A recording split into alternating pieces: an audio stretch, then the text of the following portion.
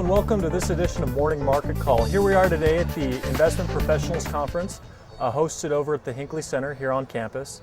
Today, as our guests, we have Jason Gull. He's the Global Head of Secondaries at Adams Street Partners. Welcome, Jason. Thank you. Glad to be here. Yeah. Well, Jason, maybe you can tell our viewers a little bit about yourself, how you got started in your career, and a little bit more about Adams Street. Okay, sure. I had a great question about how to getting started in the career. So I went to BYU undergrad. I studied comparative literature. Okay. I remember having a lot of conversations with folks always here. What are you going to do with that? And yeah. My response is, well, it was for me. I just wanted to get a good education, and I enjoyed it. And I worked with the Olympic Committee in Salt Lake City for a few years, and then went to business school at Yale. Mm-hmm. And at Yale, I wanted to do investments. I didn't really know what private equity was called, but doing private investments was what I wanted to do. And I remember making a ton of phone calls to anybody I could possibly think of that might have something to do with private equity, and just educated myself and networked, and was able to get a summer internship with a group called Landmark Partners based in Connecticut that does secondary investments. And basically I sent a cover letter and a resume to the founder of the firm, and his secretary was out for the day, and I got patched directly to him. He took my call and said, that's a great idea. Why don't you come in this Friday and interview with all the partners? Well, that's... So, dumb luck, divine providence, or a lot of popcorn kernels in the fire and hoping that one will pop. That's how my career got started. And I was at Landmark for 6 years, and then got recruited by Adams Street Partners in January of 2004 to join them, to come out to Chicago to head up their secondary efforts. Yeah. Well, maybe I can take a step back. I'm very interested to kind of hear about this non-traditional route that you kind of took to get to where you are.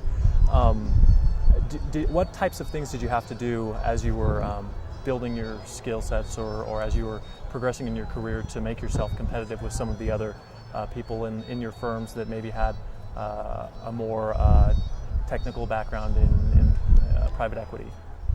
Well, between the coursework at Yale, I did my CFA. Okay. And then the summer internship. It's an apprenticeship business, so you learn the basics about capital markets, about modeling and the other tools, and it's an apprenticeship business. Yeah. So I apprenticed at Landmark for 6 years. I worked with one partner that headed up buyout co-investment opportunities, who also did primary fund of funds investments, and then worked with other partners on doing secondary transactions. Yeah. And so felt like I had a good base of understanding of the private equity markets to build from, and then joined Adams Street Partners. Well, that's great. Maybe you can tell us a little bit about Adams Street. What types of regions are you in? What types of businesses are you looking at? And as far as the secondary market goes, Sure. So Adams Street was founded in 1972. We were part of the First Chicago Bank. Okay. And spun out in the mid '80s to form Brinson Partners. So it was the trust department, and it did everything from stocks and bonds to venture to private equity. Yeah. And then Brinson Partners was acquired by Swiss Bank Corp in the '90s, which then merged with UBS.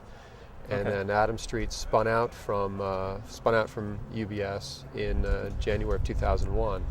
And over that time frame, back in 1972, we were a direct venture shop. That's all we did, was direct venture. And then to increase deal flow and expand our reach and network, we began making fund commitments in venture funds in 1979. And so it was the first fund of funds.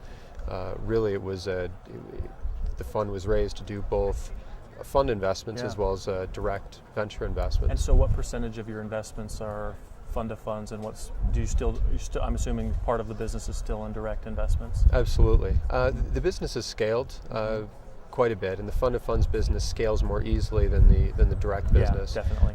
So today, 60% is 60 to 70% is primaries, 20 to 30% is secondaries, and about 10% is directs. Okay. So that doesn't quite add up to 100, but directionally that's correct. That about approximate makes, that makes a lot of sense. That adds up. Yeah. And so started in directs in 72, started in making fund of funds commitments in 79, and then in 86 began making secondary investments. But it was, our secondary activity was people were used from the primary team and from the direct team, but there weren't any dedicated folks doing secondaries.